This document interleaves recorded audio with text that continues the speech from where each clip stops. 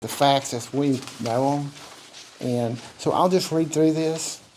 And but if we start out on Monday, November the 18th, at 6:30, Rick Moore, that works for me at EMS, received a call from Jim, who works for the town, that we had no water in the lick skillet tank. Rick then was in the process of going up there anyway, I think, and he went to the Carwell Town well. The lick skillet level indicator showed that the tank was empty. And the VFD, which is a variable frequency drive for the well pump, indicated it had a motor overload.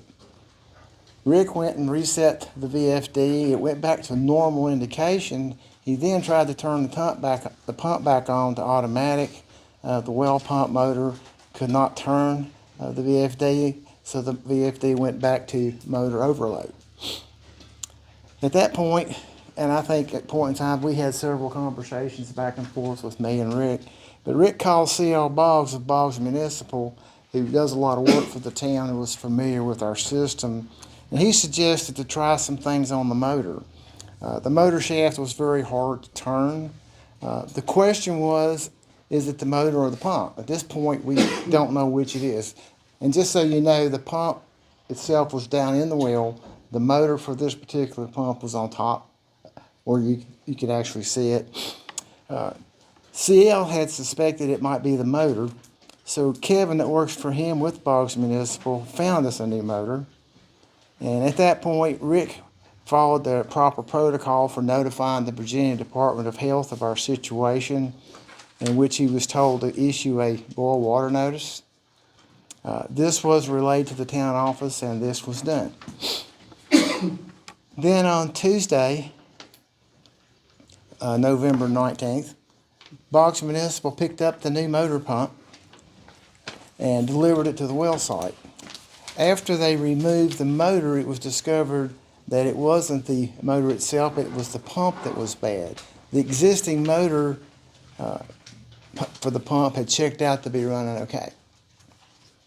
Rick also went to the link to notify Washington and Smith County of our situation, because we supply water to them, of course. And later that afternoon, here at the town office, Cecile Rosenbaum, the town manager, Rick Moore, myself, and Carrie Sauls with the council got together here and made numerous phone calls to find a pump. And we weren't successful in finding one. And what I mean, we made a lot of calls, we really did. They were a lot of geographical areas that we contacted. I personally contacted some folks that I had worked with in other locations to see who they use for pump suppliers, and that didn't pan out either.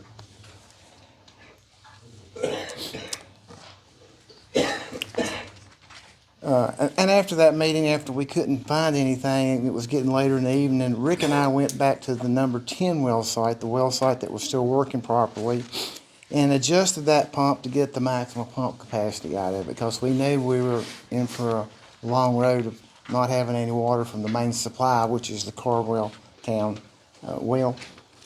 Then on Wednesday, November the 20th, around, sometime in the morning around 9:30, the C.L. Boggs crew started removing the Carwell Town pump.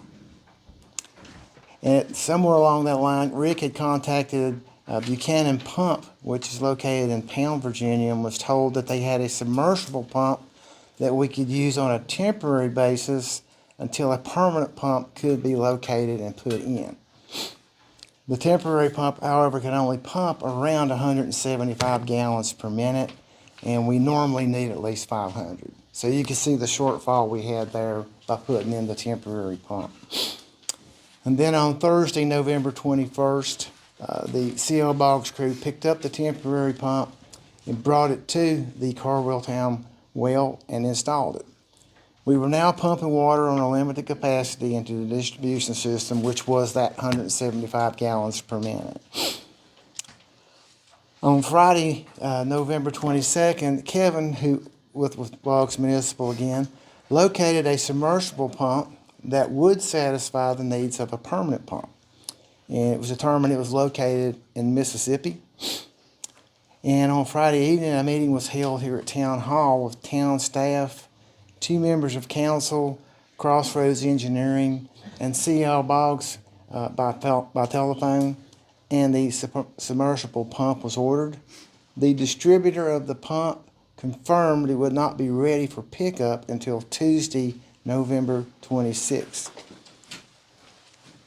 And then on Saturday and Sunday, November 23rd and 24th, the number 10 pump and the distribution system was monitored for maximum efficiency, and that's where Rick was going out, making sure we could keep the tanks that we had in service as full as possible, and to try to serve the town residents mainly as best we could. Then on Monday, November 25th, a meeting was held again here at Town Hall to discuss the ongoing situation.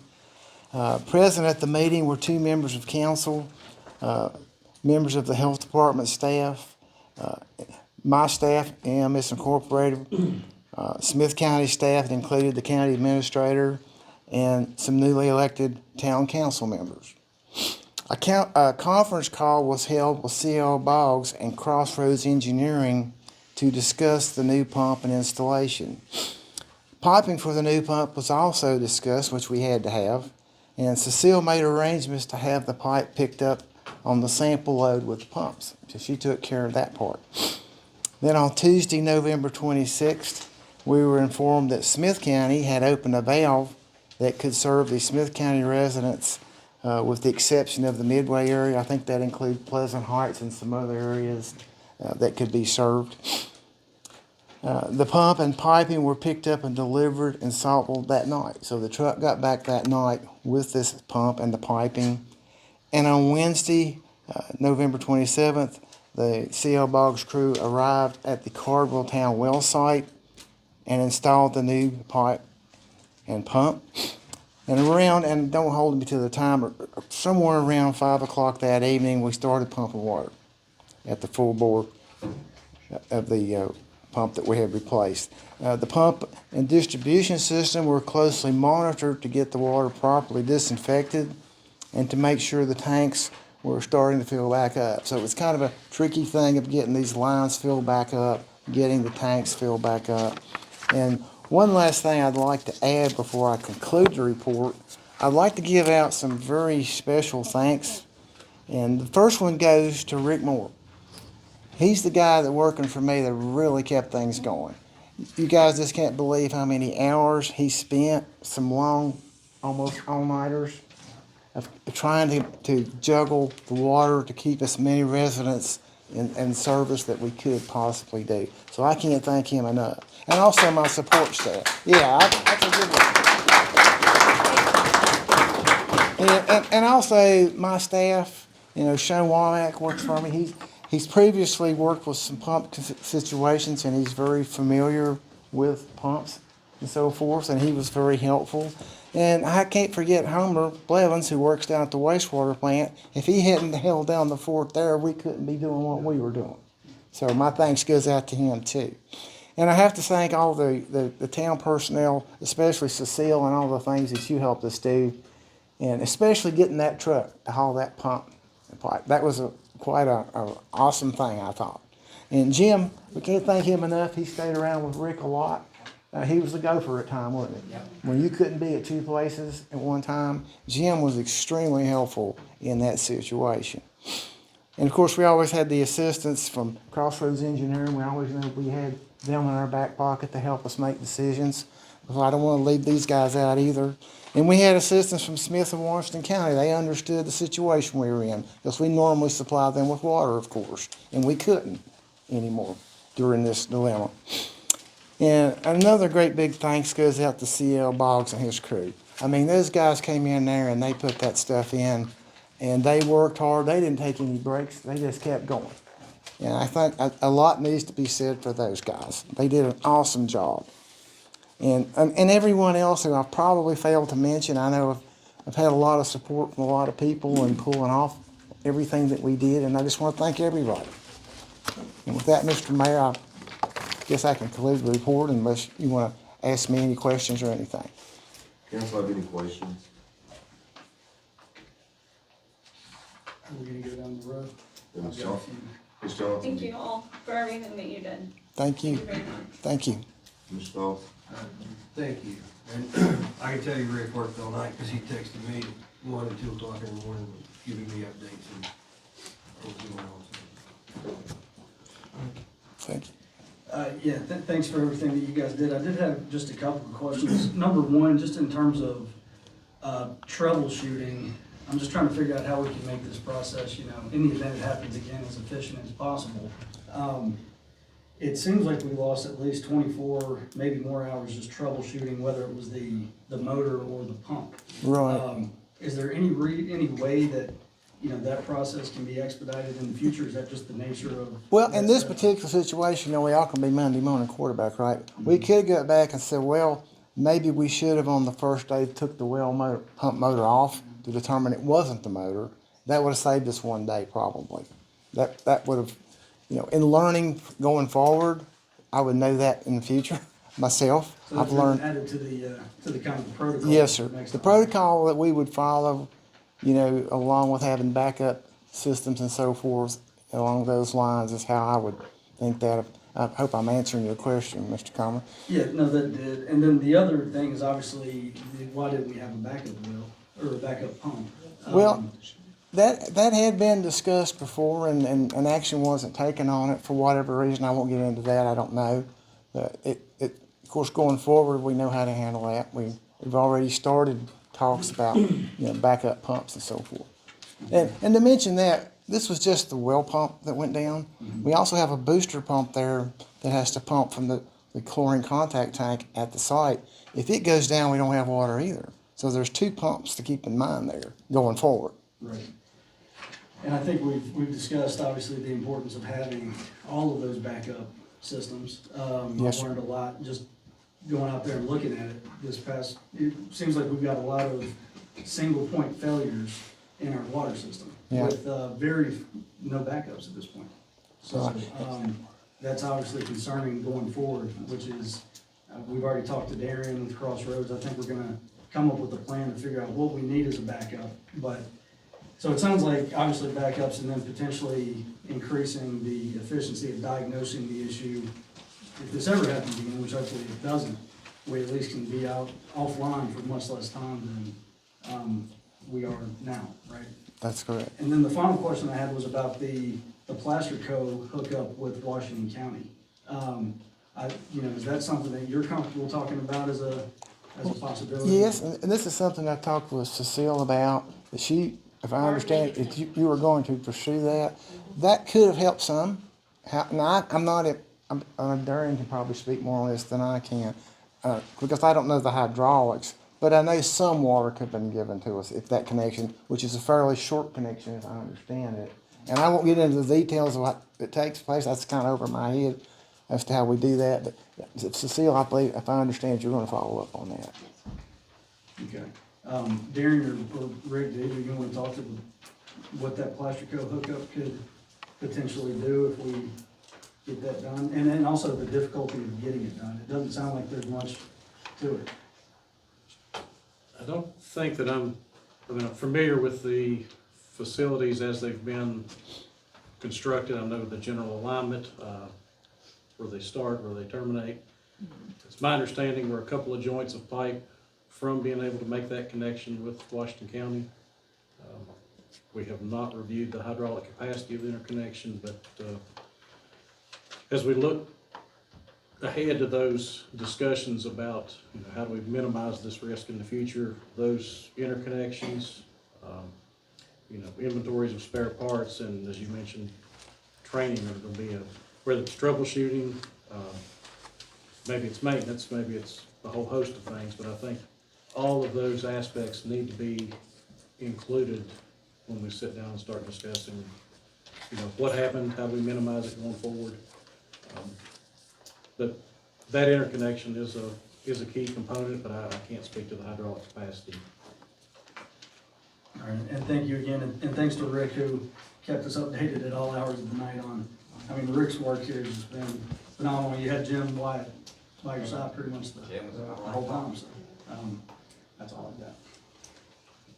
Thank all y'all for everything. I know Rick, you done it, and He was out of water the whole time too. Yes, he He was was. trying to get water for himself. That's a good point. He was out of water too. Was, when you made all these calls, was anybody else, was there any other town had an extra pump? No, we did make those calls. A couple that I knew of, others were made. I'm just going to give you a couple for example, if you don't mind. I contacted the town of Hillsville, which I'm very familiar with their people and how they do things like that. And they recommended a certain supplier that we get in touch with. We couldn't get a hold of them that evening.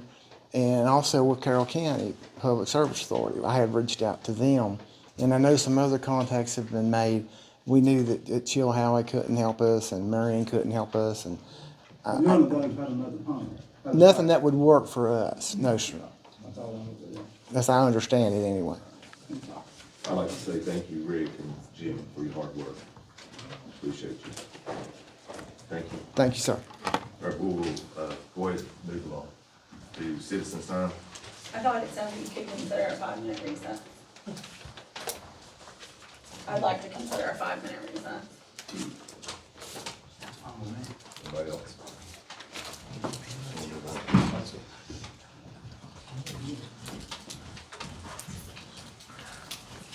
We'll take 5 minutes.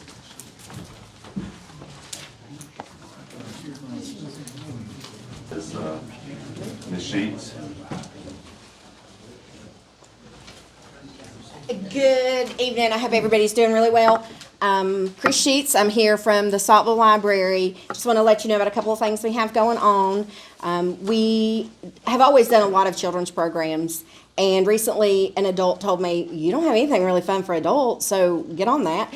So we have instituted Monday Morning Mingle. So every Monday from 11:30 to 12:30, we invite anybody that's hanging out to stop by the library, have a cup of coffee on us. We have snacks, we have crafts. This weekend, or this upcoming week, we're doing cookie decorating. The week after that, we're having Jeff Kimball and Randall Roberts come and do music. So we're going to try to have special events. We're going to invite the clinic to come and be there to do blood pressure checks, etc. It's just meant to be a way to combat loneliness for people that maybe just want to have some place to hang out. So we would invite y'all to, if you're on a lunch break, come by and see us and have a cup of coffee. We also are doing a small fundraiser now. It's called That's a Wrap. And many of you are friends of mine on Facebook and may remember that last year I asked for donations of wrapping paper. People delivered a lot, and so we have tons and tons and tons of wrapping paper. So we're allowing people to come in, and if they make a small donation to the Friends of the Library, they're welcome to use all of our wrapping paper, all the supplies, and wrap their paper in secret. And in my case, wrap it without their pets getting in the way and running off with their ribbon. So we mainly just want this to be an opportunity for people to come in and just, see the library, hang out, see what all we have to offer. Of course, we're still doing our Santa letter swap. We started that during COVID as a way to give the kids something to do when they couldn't come into the library. We asked kids to write a letter to Santa, bring it to us, and swap it out for a free Christmas book. Those Christmas books are purchased by our friends of the library. They're wonderful, wonderful books. And if you come in and write a letter to Santa and you're an adult, I'll let you have a book too. So we've got a lot of great stuff going on. If you don't follow us on Facebook, please do. We have a lot of good stuff. So, does anybody have any questions? Any questions? Thanks for everything. All right. Thank y'all. Thank you. Next up is Rose.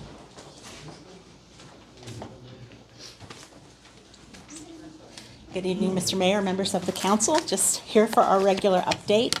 The Library Board of Trustees is meeting Thursday night here in Saltville at 5:30 at the library. And as always, everybody is welcome. We hope you'll come out and join us. We hope you enjoyed the library float in the parade on Saturday night.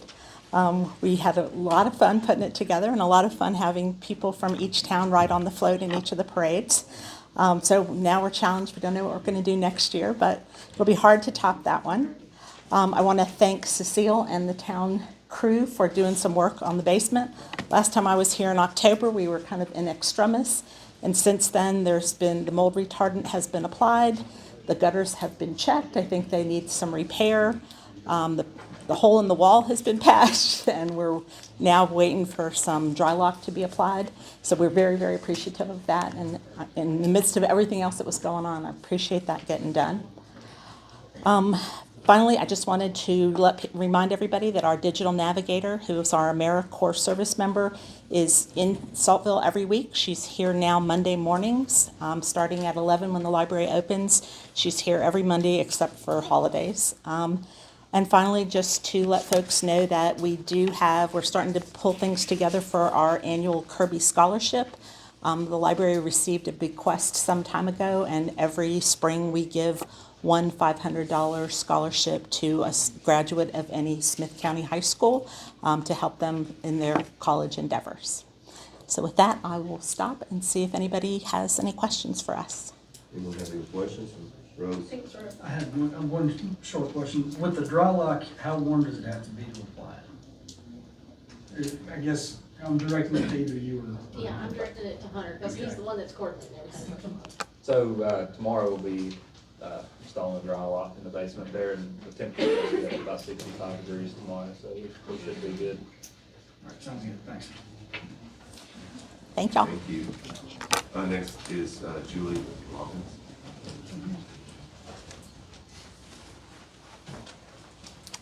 Good evening, everybody.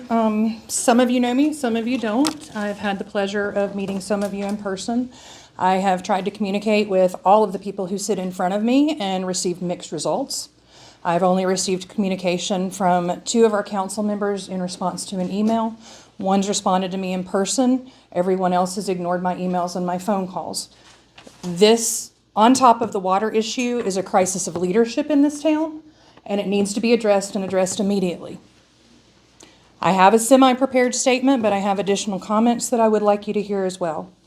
So many others in this town, as well as myself, were left without water for 10 days, starting not on Monday, November the 18th, but on Sunday, November the 17th. I know this because I was doing laundry at the time and my water heater was completely emptied in the process. I found that out on Monday morning when I got up. So one of my first questions is, why is there not a notification system on a very crucial supply of a resource that we all depend on to let people know when something goes wrong? Why are we relying on human eyes and human eyes only in order to do that? Despite being connected to various sources of information from Nixle, the town's website, the town's Facebook page, and direct calls to Town Hall, transparency was absent largely through this entire process. There was a striking lack of adequate information, and what was shared often fell short of complete accuracy, with one exception, who sits here. When I called this man, he took 5 minutes and gave me more information than I got through almost any other venue. So I appreciate that. As a result of all of this, the residents of this town suffered due to a long-term mismanagement of resources that precedes this council. A failure to properly maintain the equipment and poor communication regarding essential water resources is something that this town needs to safeguard against. The town's water service has been woefully inconsistent just in the short time that I've lived here. I've never received as many boil water notices as I have since living here. I've been to developing countries and never been denied access to water. Let that sink in the 21st century, in the United States of America, in an age of technology, that in one of the world's most developed countries, I had no access to water for 10 days. But I've been to India and to Pakistan and never had to worry about having access. That should give you great pause as leaders in this community. There are frequent interruptions here in the community. Countless households are without the vital necessity on a fairly regular basis, or at least have to boil their water for its safety. The fact that the town did not notify anyone in the distribution area of any problem until 10 a.m. the morning following the outage and pump failure begs the question of how reliable are the boil notices that we get. We received a boil water notice more than 12 hours after it was probably needed. Around 4 hours, as we now know from the presentation, after the problem was known that there was an issue. That's inexcusable. We're not asking for a lot. We're asking for water. We're asking for transparency, accountability, and communication. What we received through this is definitely a far cry from that, and that's inexcusable as leaders in this community. People count on you to do what's right. That's what we're expecting moving forward. I also have a couple of other items here. When I did see that it was being considered to reduce the water bills for November, I'm happy to see that's up for consideration. Given that water was lost for 10 days, a third of the month of November, I would recommend that you reduce bills by a third. That would be reasonable and rational. I also would like to have the council consider, if you would, during this same agenda item, if you would consider reducing the water bill for the Wellness Center, who graciously opened their doors to allow residents to fill up water jugs, to shower. Theirs should be reduced greatly or even be free for the month of November because they served the community. They stepped up to the plate. They communicated it well, and provided the resource that was lacking. Another question that I think begs considering at this point is we've seen council minutes where there were discussions of potential catastrophic failures. There's almost always a discussion of something related to the water supply here. Yet we don't see votes taking action and making decisions. Why not? What decisions were made when these potential failures were being discussed in order to move things along in this community and guarantee that we had access to a vital resource, which is a basic human right? Thank you. Thank you. You have more to say, you can say. I'll yield my time to you if you need it. I'm okay. I think I've said enough at this point. Thank you. Next is Ray Green.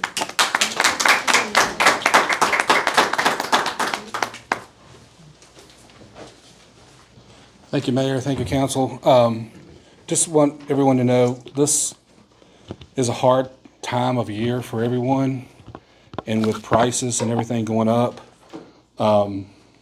we at Northwood Fellowship and a bunch of other people are coming together, and we're handing out Christmas backpacks this year, 100 of them. So we want this town, the kids here, to make sure they have a good Christmas.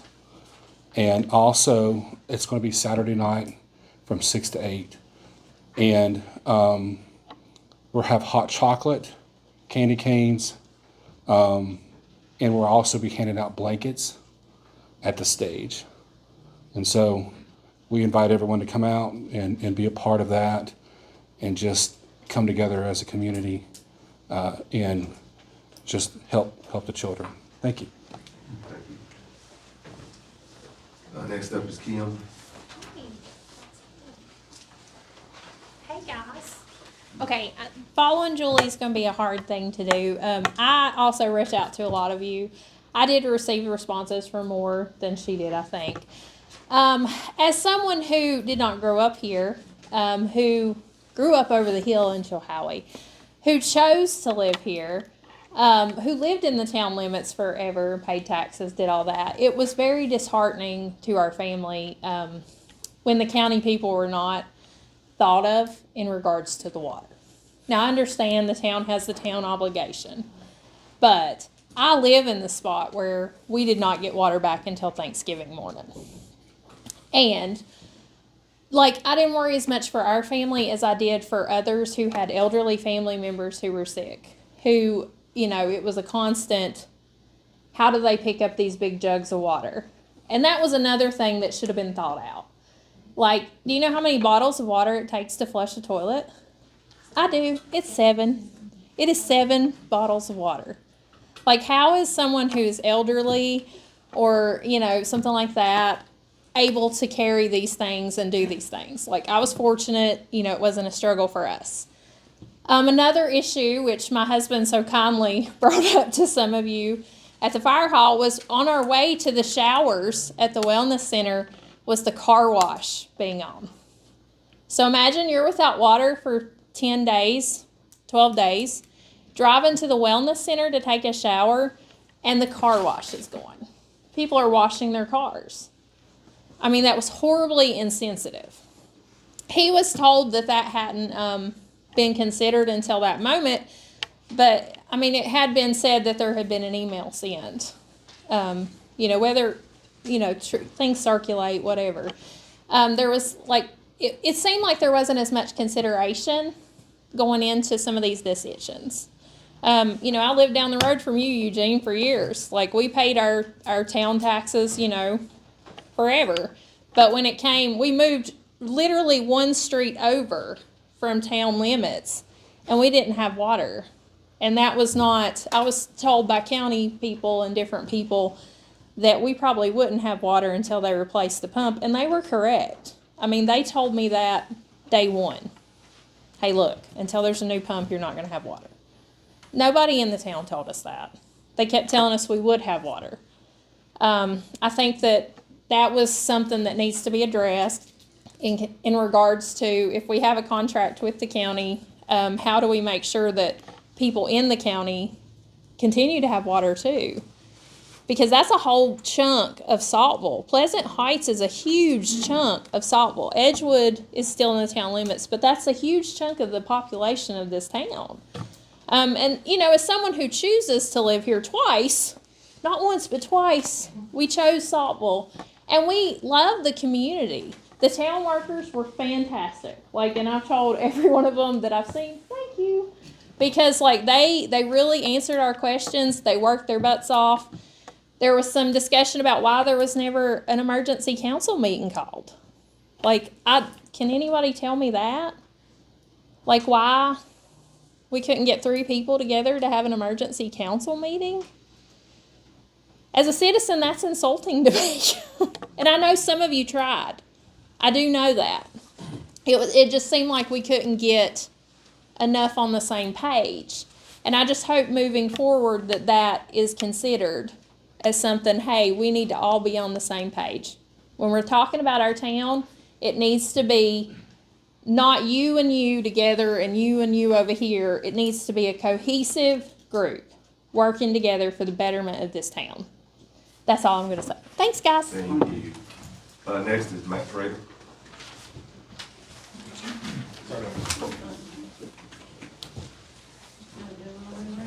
Sorry about that.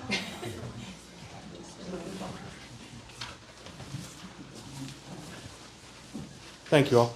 I wanted to mention briefly something which at first may not seem to be connected to what we've been talking about tonight, but I believe very much is, and that is the idea of rural municipal audit assistance.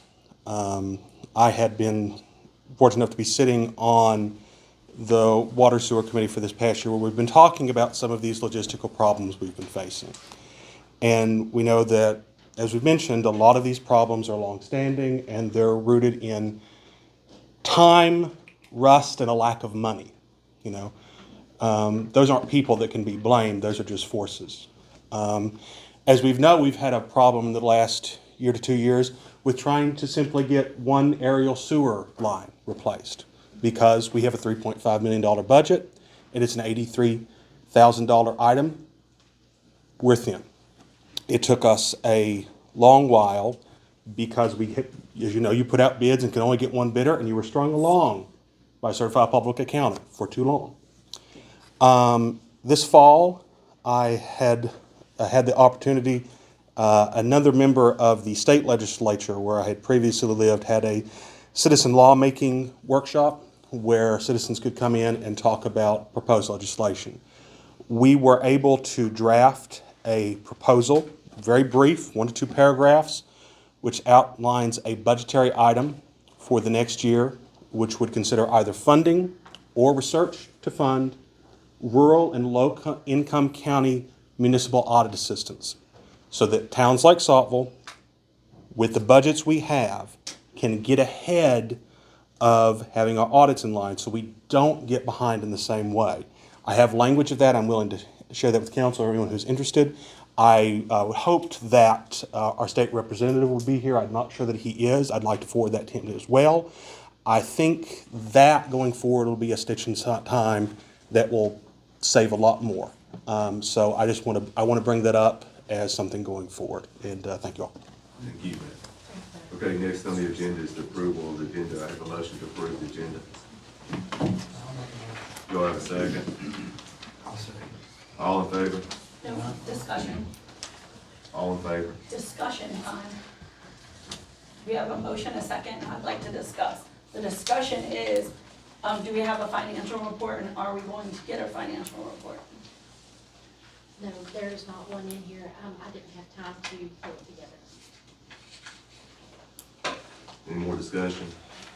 I got a motion and a second. All in favor? Opposed? Aye. Opposed? Approval of the minutes of the November 12th meeting. Do I have a motion to approve? Do I have a second? I'll put, All in favor? Abstains? I abstain.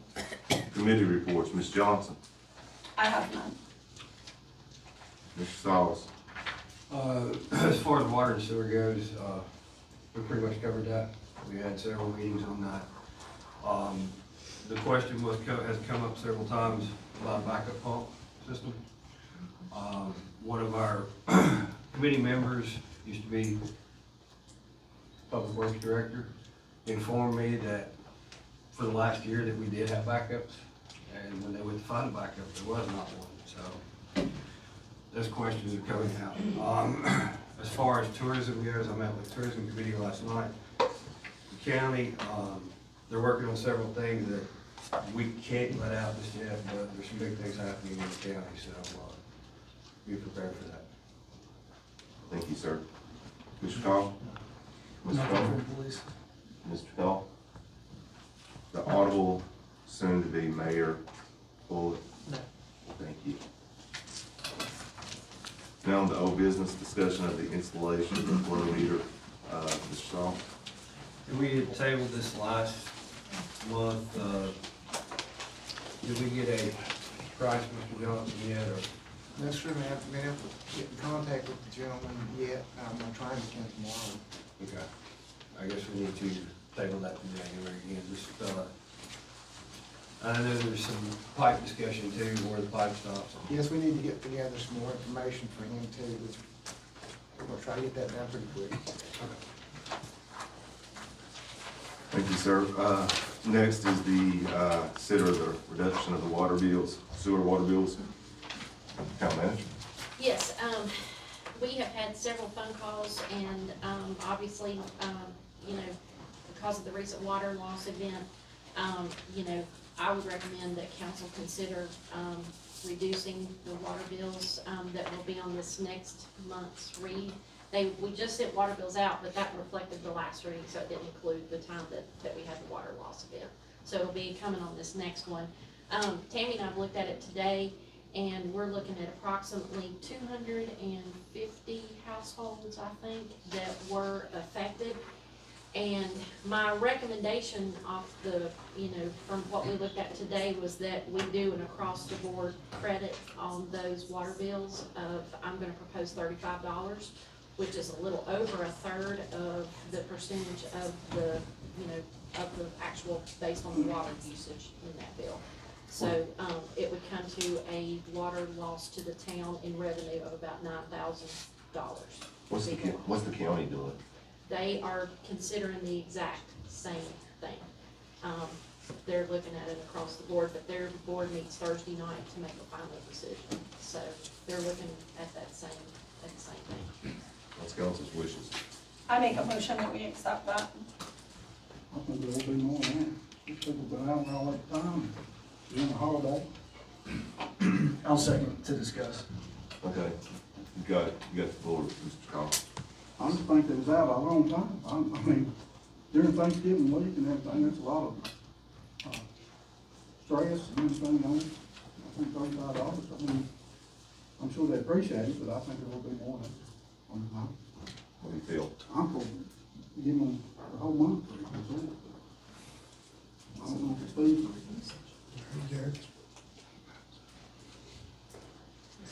One question that I had is how, you said 250 households, how are you determining that, and how are you making sure that no one is left out who is affected? I would rather be over-inclusive than under-inclusive. So. Right, and what we plan to do is we've got a list compiled. We printed out the water bills and worked with our software provider to get a listing of all of the addresses that would have been affected. And then obviously, if we were to miss someone, I would be willing to definitely give them an adjustment as soon as they come in the door or call us with a question. If they were affected and there by some reason we might have missed it, they would get that reduction by notifying us. But I feel fairly comprehensive about the list, but, you know, it's human, we do make mistakes, so I would hope that, you know, they would let us know, and we'll put something out that will say if you were affected by the water loss, please let us know, so that we can make that adjustment. Okay, so you've got a list already compiled? Oh, yeah, we've already done it from, Tammy worked with our software developer the other day to pull that all together. Okay. And we counted it probably 3 times today. Carrie, would you like me to rescind my motion and you make another motion? Yeah, fine. I rescind my motion. I think, I make a motion that we give all the ones that was affected with waterproof. Got a motion? Thank you, sir. Do I have a second? I'll second. All right, any discussion? Well, I don't think, I mean, I agree with you, but I mean, what about the county people? I mean, I don't, It's not gonna be up to us. so that's what I'm saying, I mean, but that, I mean, that's fine with me. Now, what about, like lid skillet and stuff like that? That would be our bill. Oh, Yeah, that's what I was wondering. That's us. Maybe the county can see where we went to, and they'll do the same thing, county residents as well. Yeah, I think that was the second alternative for them as well, if I'm not mistaken. I don't wanna misquote Sean, but I'm pretty sure that he said in a telephone conversation that they had 2 options, and that was the across the board or forgive, you know, forgive the entire month. Okay. And we are talking just water. We did not figure sewer into this. It's just water. So, is that, if I understand your motion correctly, is that what you're saying is just the water part of the bill for the entire, or I'm saying the whole bill. the whole Okay. bill? Okay. Roll call, Mr. Mayor. Roll call. All right, Ms. Johnson? Aye. Mr. Sauls? Aye. Mr. Combs? Ms. Coleman? Aye. Mr. Combs? Thank you. All right, next is the, you